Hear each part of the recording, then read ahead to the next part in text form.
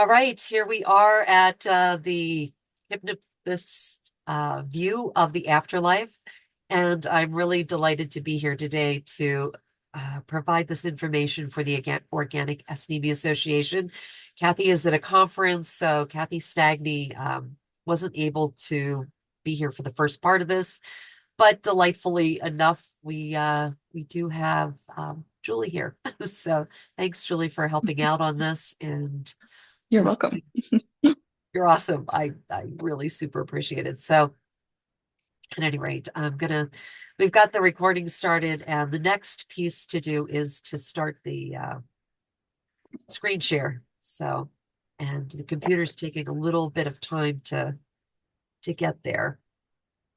So let's give it a minute here.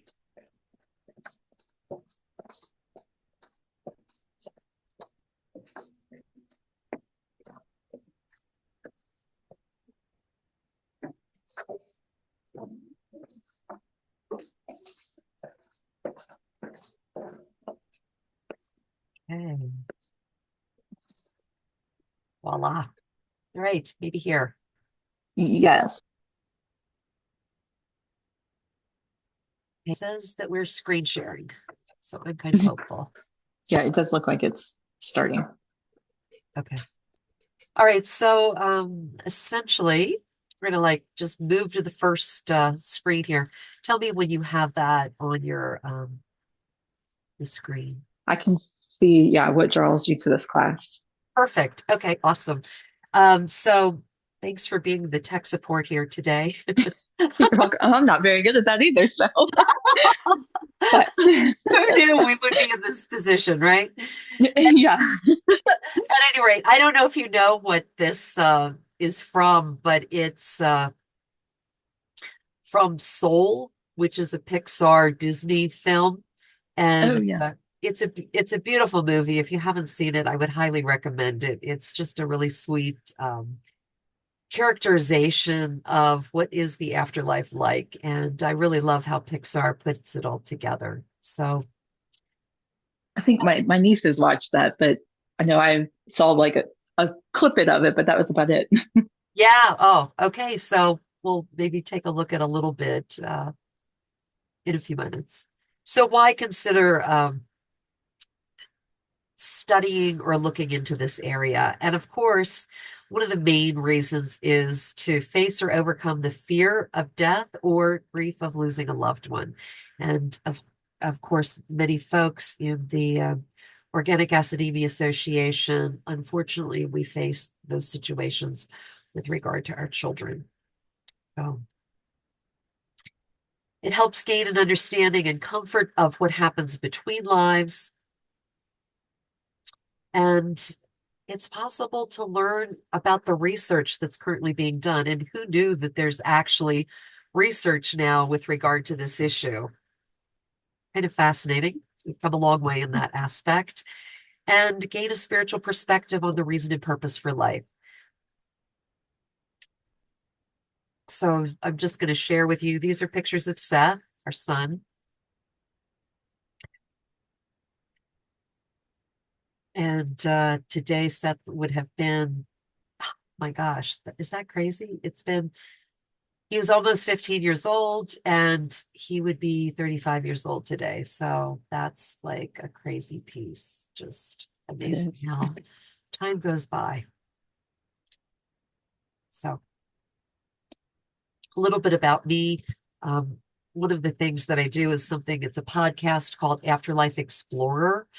And it's detailing interviews or maybe some of my teachers with regard to hypnotherapy, other practitioners, sometimes clients, and talking about the afterlife or between lives. So my background is at being a nurse since 1979, oncology, hospice, coronary care, and one of the areas that I spent more time in with regard to academic work is psych, also working some in psychiatric facilities. Over 300 hours of hypnotherapy coursework, and we'll talk perhaps a little bit about these different modalities. quantum healing hypnosis technique, between lives, soul regression, and life between lives. The current one that I'm studying is life between lives, which is really a fascinating area. So, and because I'm going to make some pretty wild claims, I'll talk a little bit about my background, which is 16 years of college. And it takes some of us a little bit longer to get through the academic work than others. And the careers that I currently have a license for and practice are I work as a nurse, as a hypnotherapist, specifically having a master's in psychiatric nursing. I also sit as a judge on small cases. I stopped doing jury trials a few years ago, and still do administrative kinds of law. And most of our cases now from court are on Zoom, which is great. I also sit as a rabbi, officiating currently weddings or funerals, and sometimes um, spiritual mentoring, that kind of thing. And was 11 years a rabbi for Temple Beth Or in Reno, Nevada, also 3 years at North Tahoe Hebrew Congregation. So, again, this background is just to say that I've kind of done my research, and it would have been amazing and interesting and fabulous to know this kind of stuff like decades ago. So, happy to share it with you all. And this is really an interesting kind of perspective here. What is truth, right? So it depends upon really how you look at it. Is this object in front of us orange or blue? Is it a circle? Is it a square? Now, doesn't it really depend upon our perspectives? So again, my role here is not to convince you of anything, not to recommend, suggest, require. If this resonates with you, then please, may it be of comfort for you. So, there's many belief systems, right? A lot of different religions and that kind of thing. Obviously, you know, I'm Jewish, I'm a rabbi, and I can tell you that I've had clients from the spectrum of all sorts of folks, people who absolutely believe in reincarnation, people who absolutely don't believe in reincarnation. And regardless of your belief system, no judgment from me, whatever your belief system is, that's fabulous. It's amazing to me that all ends of the spectrum end up with very similar experiences. Interestingly, that was Dr. Michael Newton's experience too, because he came from being an atheist to moving into someone who actually understood an afterlife and kind of what that looked like. Because I work in as a clergy member, there are a number of clergy who come to see me as well. And again, I've had evangelical Christians to priests in my office, and the descriptions overlap amazingly. One isn't required to have a belief system that, quote, this is real. It's fine to not believe that this is real. You can take it as metaphor. You can take it as a story that your soul wants to teach you, wants to tell you about. So no belief required. It's just, it's a process. All right, so this will be kind of fun. This is a clip from the movie Soul.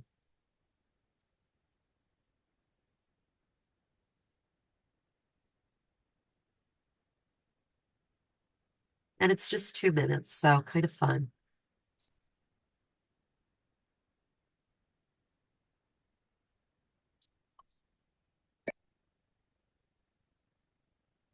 Are just taking a Hey, howdy, go. Today started out as the first shows it said. Must have been something for you.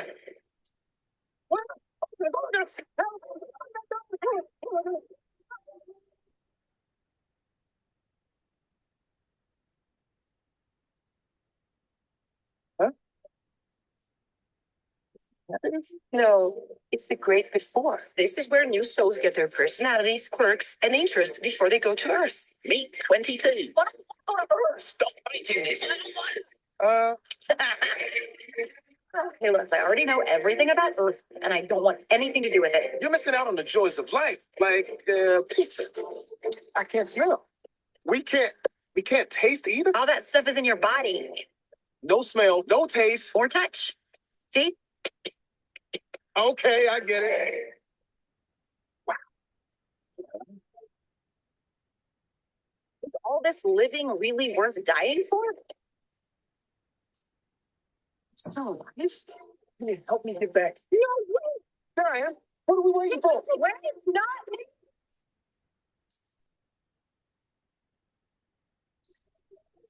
This week, what is it? 151,000 souls going to accounts off. Huh. Okay. So that was just the thumbnail, just because it's pretty adorable. So moving forward. So perhaps much of this is just to say we are a soul in a body as opposed to a body with a soul. So spiritual hypnotherapy, why do we do this? Really, some of these answers are only found when we're deeply within ourselves in some sort of meditation or sometimes in the dream state. How can we learn more about ourselves, access our soul, meet our angels, guides, whoops, or even those who have crossed over? Oh, okay. I was gonna say, I was like, they're outside. I didn't know if All it was right. picking up that well or not. I was like, That would just be popping like that. Okie doke. All righty, here we are. All right, so some of the reasons for spiritual hypnotherapy. Every day when we're walking around, these are brain waves, the main ones. So when we're waking, talking to each other, having this conversation, listening to this information, we're in beta, our normal conscious waking state. When we're a little more relaxed, or if you've been really engrossed in a movie, or if you've been driving down the highway and you missed your exit, all of those tend to be alpha. We're starting into that phase of being very relaxed and calm. Interestingly, that's where we can also access past lives. When we're deeper, theta, different brain waves, more relaxed, deep meditation, mental imagery. When we're noticing those kinds of things and being asked questions in that state, it's amazing the information that we can find and we can dig up there. It's really pretty cool. And then when people are asleep, in delta phase. So those tend to be the areas of hypnosis. We go through it every day. Like when we're in delta, we're sleeping, we wake up a little bit, theta, a little more awake, alpha, wide awake, beta. Okay.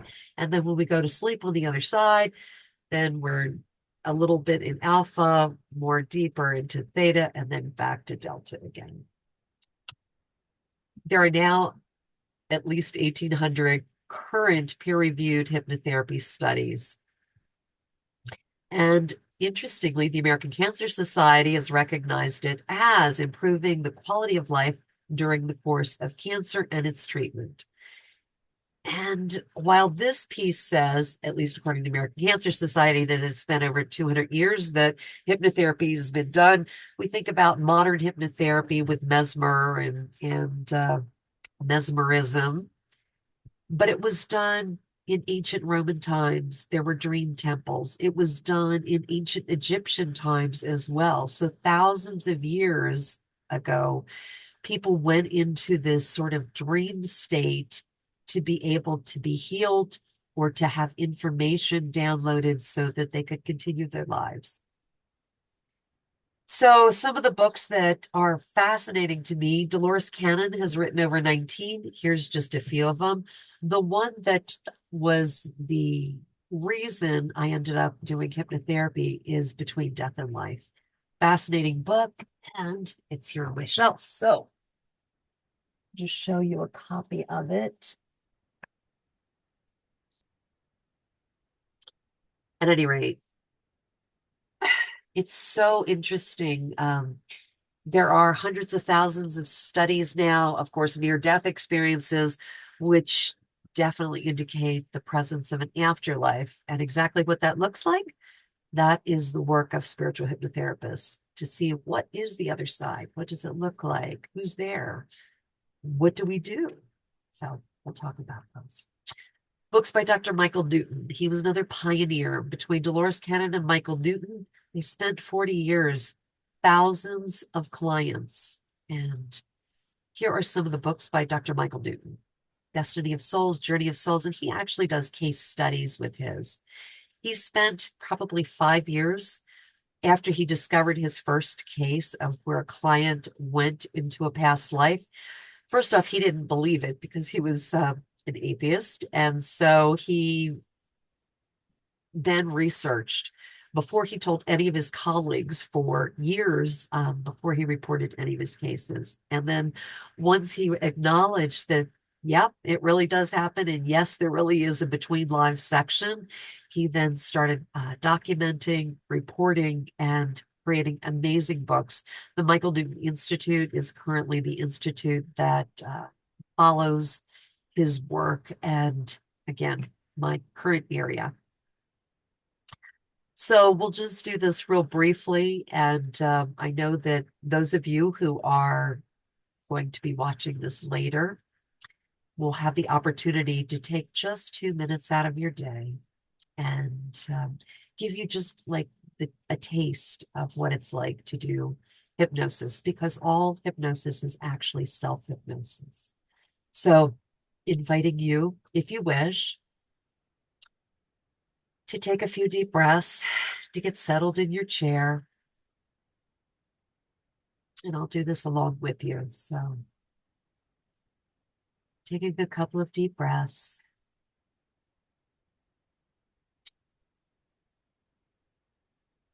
Feeling your heart expand.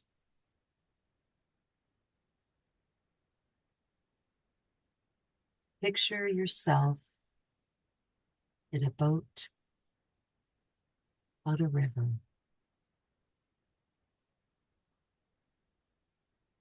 Feel the boat as you're sitting there. Notice what it looks like, how it's moving, the color of the water,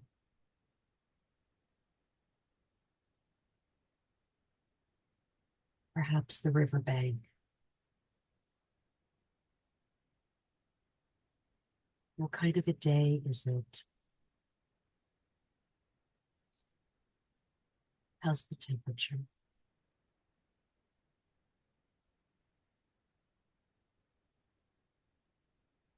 And then inviting a friend to be present in the boat with you.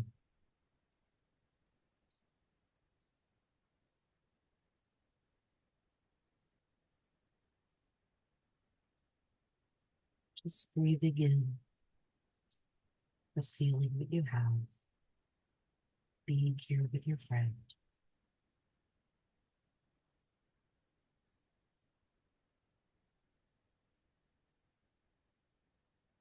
Noticing everything around you. Is there a breeze? What can you hear?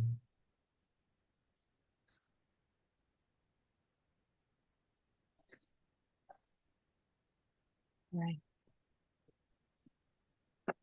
And then coming back, noticing you're back in your chair, back into the room. A few deep breaths and wide awake.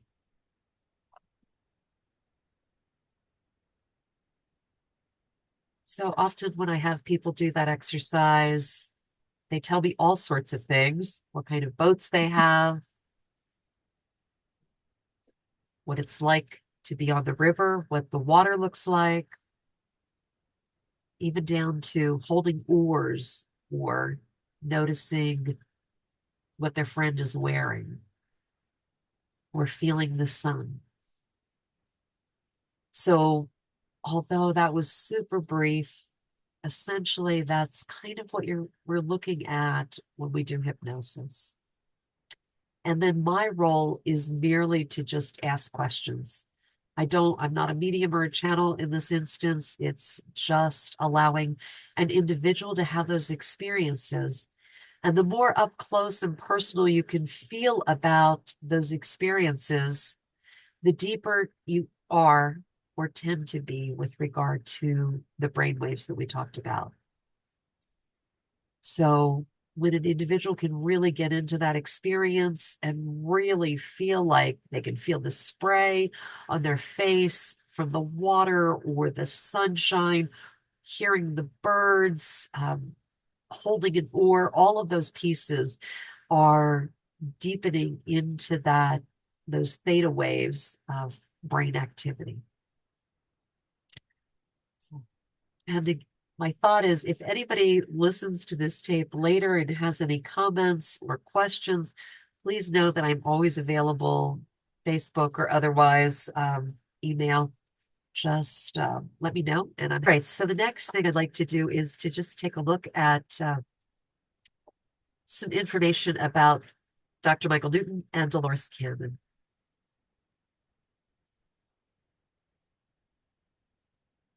Is to describe all images that flow through.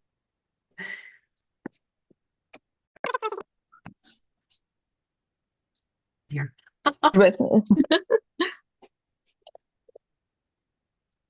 Technology is great. I know this is not a 2-minute, what actually is loading?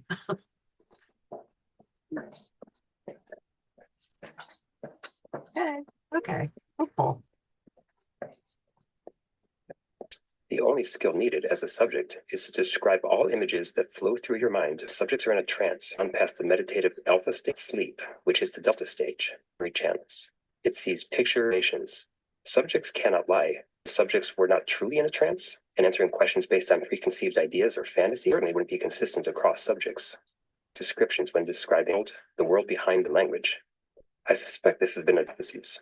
The Independent Subconscious Institute has record of over 55,000 over 40 countries and 25 languages by hundreds of trained facilitators, 117 countries performing numerous sessions. While it was clear for many years that hypnosis could reveal glimpses of hypnotherapy much, much further. But how did they get started? Dr. Michael Newton was a counselor and certifications for the treatment of psychological disorders. Like Roberts and Selig, he was a spiritual skeptic until he stumbled upon the therapeutic benefits of exploring past lives, and especially the interlife memories of his patients. Spiritual knowledge first came to him in the late 1960s. Dr. Newton regressed a hypnotherapy client who was seeking the source of his shoulder pain. Newton was shocked at World War I Battle of Somme as the source. Newton later confirmed the numerous details provided with keepers of war records in London. Later, Dr. Newton regressed a depression patient to her root cause and was told that she had to leave her soul group behind and learn independence during her next incarnation, which is her current life. These experiences opened the door for him to explore the therapeutic benefits of such interlife memories. While regressing his clients from the perspective of his subjects' superconscious minds, we'll explore those findings in depth, but the main themes were the Earth is like a schoolhouse for soul development, and a notoriously challenging one at that. There's a common series of steps between the time of death and the beginning of the next birth, the so-called interlife. Our significant life challenges are planned by us in consultation with our guides and a council of elders. And hypnotherapy lets us relive these memories for guidance and for healing. Dr. Newton wrote 3 books summarizing his life between lives regression techniques and findings. The first book covers sessions with 7,000 people over 10 years, and the second covers another several thousand and new topics. I personally underwent the hypnosis approaches developed by both Michael Newton and Dolores Cannon, while different differences from the client perspective. The Michael Newton approach makes use of a series of techniques to bring us into total relaxation and the theta brainwaves. Visualize gradually each step represents a year of our life. Get to 1 year, then 6 months, 3 months represents one lifetime. Open a door that feels important and describe what you see. When ready, fast forward to the death scene of that life, using various techniques to help us feel safe. After the death scene, explore the interlife memories. This includes illuminating conversations with guides, life reviews, planning discussions, and other activities we'll discuss. Information source, Dolores Cannon. Dolores Cannon was a Christian who attended church and taught Sunday school. Like Dr. Newton, she didn't believe in reincarnation or seek any spiritual insights when she learned hypnosis from her therapist husband. Then, in 1968, she and her husband discovered a subject could be regressed beyond their most recent birth to recall multiple past lives. She continuously refined her approach, conducting many thousands of sessions throughout the rest of her life. Cannon discovered more and more esoteric knowledge from the subconscious minds, or SC, of her subjects, and from other spiritual, physical, and even alien beings who spoke directly to her through her subjects. She even had entities speak to her through more than one client, resuming conversations across people who didn't know each other. Her approach uses different visualizations, such as riding on a cloud to an important place. She had less emphasis on past lives and more on bringing forth the higher self or subconscious for answers. But those are subtle differences, and her conclusions overlapped with Seth, Casey, and Dr. Newton in particular. Cannon wrote 19 books, with others being published posthumously. They cover numerous metaphysical concepts, including that past lives can explain lessons, the subconscious mind can heal if asked, sometimes with miraculous seeming results. The subconscious can teach us about life's purpose, the post-death process, and even the mechanics of the universe. She also delves very deeply into historical figures such as Jesus and Nostradamus, and explains extraterrestrials, the origin of life on Earth, and details of numerous alien and spiritual civilizations.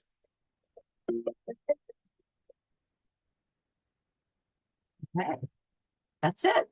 All right, so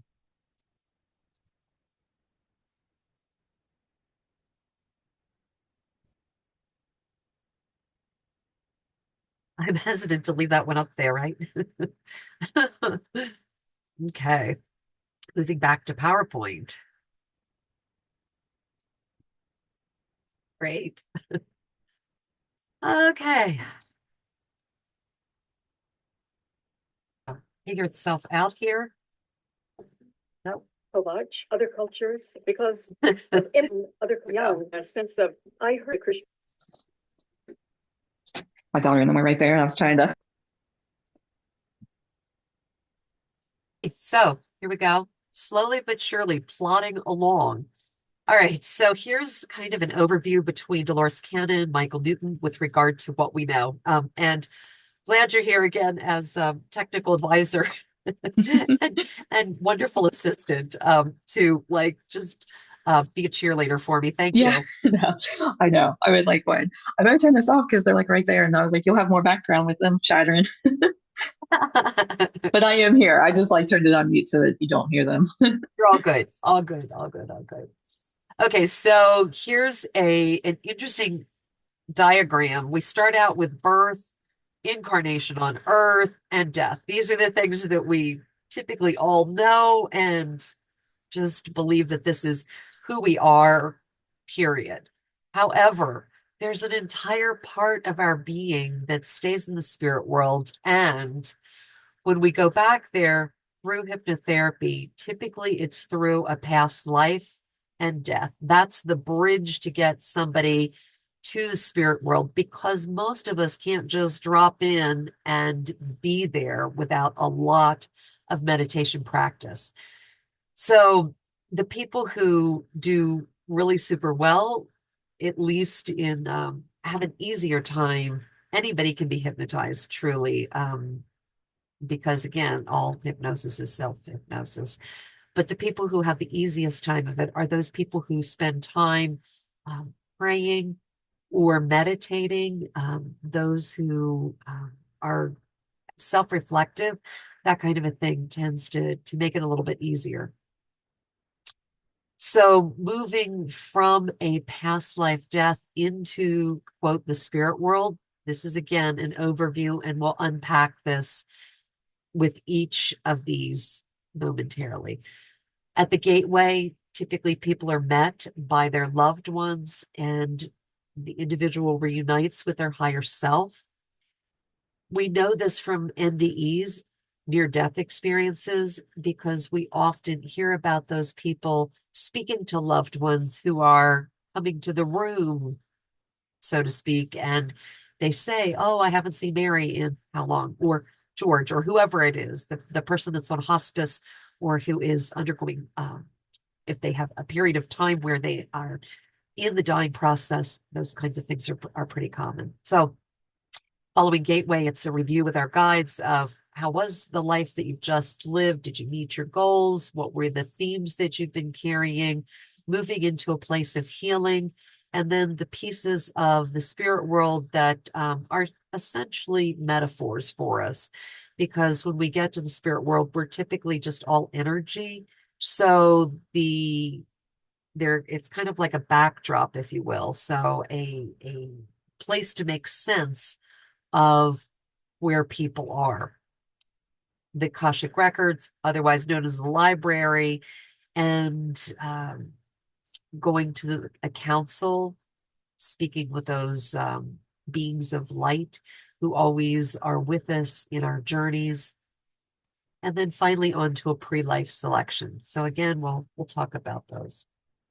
Hypnotherapy is an easy way to get there, as at least as opposed to having a near-death experience. So in a hypnotherapy session, there's an interview, the actual hypnotherapy. Often, again, it's a past life bridge. When the client comes, they have certain questions. Some people want to see, quote, a loved one who's passed on. And my role is to just be the facilitator and ask non-leading questions. And then an interview, sort of to try to integrate. Some clients leave my office like deer in the headlights, like, oh my gosh, what just happened? I can't believe I experienced that. And the conscious mind wants to come back and go, oh yeah, it let me put this in a box for you, instead of really diving in and delving into what that experience was like, because it's not something most of us knew about or had any idea was part of our soul. So sometimes there's energy blocks that people have to deal with. These can be found in literally different shapes and colors that stay with the body for a period of time. Those are typically cleared out during a hypnotherapy session. Sometimes it's generational issues. Sometimes I had a client the other day. She had depression for much of her life, didn't think that her life was that difficult from her perspective, but yet she had been carrying a deep sadness, and during her session found that that was because she was like the seventh or eighth child, and her mother had those feelings during the pregnancy. She had taken it on as even before birth. Sometimes environmental issues cause energy blocks, and certainly many people deal with trauma in this lifetime. So again, these are the three that I know about and have certifications in or are working towards certification. Quantum healing hypnosis technique, that's Dolores Cannon's method. Between lives soul regression is Dr. Linda Bachman's method. She studied with and taught with Dr. Michael Newton for 3 years, and she is still living in Boulder, Colorado, and has written several books. One of her particular areas is to determine soul type. Some people are earth-based souls, some are hybrid souls, maybe coming from a different star system, or angels, so people from the angelic realm who've incarnated. And then the last one is Life Between Lives, which is Dr. Michael Newton's. So the station stops, and again, these are metaphors, not that they're actually temples on the other side. It's more that there is energy and frequency, And our brain in this human form has to have a mechanism to sort of put this into a construct. So here's an overview. Again, we're going to look at each one just briefly. Passing from this life, meeting with a spirit guide, one soul family, soul cluster. Dr. Beckman calls it one soul pod, divine counsel. People come with different notions of what that looks like. The library, Akashic Records, an area of healing. Sometimes there's multiple areas of healing for different things. The classrooms, what we study on the other side, and a life body selection. And if all of this sounds too amazing and fantastic, trust me, if you would have asked me this even 10 years ago, I'd have went, yeah, sure.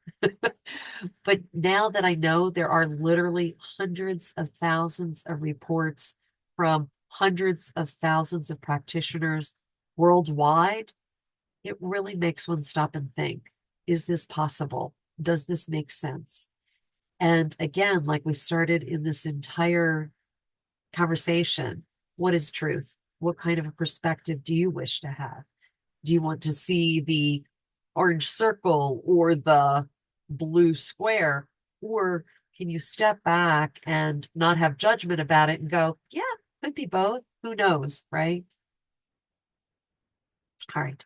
So passing from this life, people often see a tunnel or a vortex. I've had clients in their hypnotherapy session pass in a number of different ways, some of them fairly traumatic.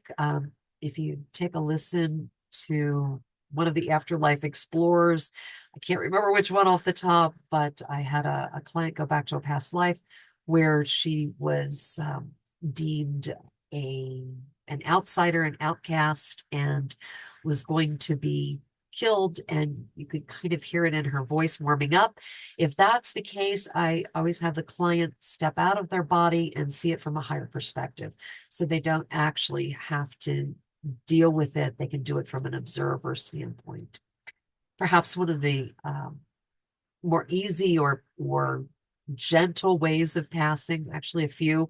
One was a woman who had gone back to a past life as a cowboy. Her horse had reared up. She fell and hit her head. She just noticed she was passing from life. Another woman who had gone back to a life as a Chinese scholar and had lived a very long life and was in the courtyard while the servants were out doing things and just sort of fell over as an older gentleman and was a very gentle passing. So those are just some, perhaps the two edges on that. Our soul cluster, our soul family. If you subscribe to what hypnotherapists say, based upon their clients' comments, we all come in with contracts. We come in with things that we're designed to learn in this lifetime. And we typically do it with our soul cluster, our soul family. And we tend to go from lifetime to lifetime with various notions about what could that be. So sometimes people who are learning about relationships will sometimes be a husband, sometimes be a wife. We reincarnate in terms of different genders, different relationships with each other, different races. And that's an interesting piece because we're learning from all different perspectives what it's like, how it is to be. So, and again, we sign up with people on the other side and make decisions. Dolores Cannon's book, Between Death and Life, covers much of that. So you can listen to her and her clients that she's had, that she's provided information about. So next is meeting with our guides, guardians, angels, those beings of light, whatever the label we put on them. And we are never alone. We always have those who journey with us. This is just one particular picture of a library. I've had clients go back to a library in the spirit world. Sometimes they describe it as a glass cathedral looking building with glass books that they can pull off the shelf. I had another client describe it as completely a brick and mortar, that there's actual books with actual pages that she could pull off the shelf and put on a table in front of her. Another one described it as a tapestry with like living threads, and each one was a unique part of or chapter of her life. So people see things, even though they're describing a library or a repository, it comes in various ways. Between death and life, there's a library. I have to say, I really love that quote, as well as Emily Dickinson. A book is a chariot that bears the human soul. Divine councils, people see those in various ways. A lot of people see it as a Grecian kind of temple in marble with robed figures. If you read Dr. Michael Newton's books, that is often how clients describe those. An elder tending to either look older or have a beard or gray hair, something like that. And those are actually just masks that our guides or counsel wear for ease of communication. So some people also see it as an area where they can just sit in a grassy area and have chairs that, come out of the earth or whatever planet or space they're on to sit. So they come in all varieties, just like if you would think about a home, for example, a home in Europe versus a home in Morocco versus a home in Tahiti or North America. We all consider homes what they have in them, an area to cook, an area to sleep, but they may look very, very different. The same way with these sorts of things, whether it's a library or whether it's a council, they look different to different people. Yet, as a hypnotherapist, my role is to determine where the client is and where it is they need to go, where it is they need to go next for the information. Richard Martini wrote a great book called Divine Counsels in the Afterlife, The Flip Side Court. I do have to say that none of the beings that are on the other side in the spirit world are punitive or negative or judgmental. They tend to look at Earth life as an experience that we have to make up our own minds, free will, make choices, whatever those are. In Martini's book, he is not a hypnotherapist, but he's a TV Hollywood person, and he meets with his friends and others and just records what they have to say. He does the same kind of piece with them of pictures yourself in a boat on a river, and then he records it. And he'll do this in places like a party or a restaurant. And he's able to get these folks to just relax, get into an alpha state where they can provide information. And then he either video records it or tape records it. And then he's written actually a number of books too. So it's kind of interesting how easily, when we get our conscious mind out of the way, there's so much there, so rich. The classrooms, that's another really super interesting piece about the spirit world, about things that we learn about going to other cultures or preparing for the next life or learning to work with energy. So again, you can read that in many of the books that have been written by hypnotherapists. Life and body selection, an interesting one, perhaps potentially for our OAA group, is sometimes people do choose lives where they have a difficulty, a disability, a genetic disorder. And the reason for that is to learn from it. And to me, that's fascinating, because isn't it true? There is so much to learn when we are not just like everybody else, when we are somewhat different. So that. And where can I learn more? One of my clients asked me, so what's the next step? And I'm like, oh, watch Gaia TV. So you'll see a lot of references to Gaia here. These are Dr. Linda Backman. I've talked about her, Between Lives. So she's got a number of interviews. Richard Martini, who wrote one book referenced and a number of others. Sarah Breskman Cosme is a QHHT practitioner. She tends to interview clients free to tell, and she will interview them over a period of time and then write a book about it. For example, the one about Atlantis, she's done other ones you'll see at the bottom here. Indigenous Tribes of America, and just such fascinating work, truly. Again, this is just, YouTube is also full of many different free pieces of information.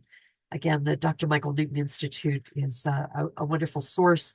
They're actually coming out with a new book in next month, November 2024. So, at any rate, if there's questions, I'm gonna wrap this up, and Julie and I are going to talk for a minute, but I'm gonna complete this recording and just say, if any of you want to contact me, please feel free to do so. I'm happy to talk to any of you, and wishing you all well in wherever your journey in life takes you. All right, be well. Take care. And, oh, yeah, that's right. That's it. Oh, did I catch that? Okay, Radio Life Between Lives, or Beth Byer page if you're looking on Facebook. That'll also get you there. Okay, thank you.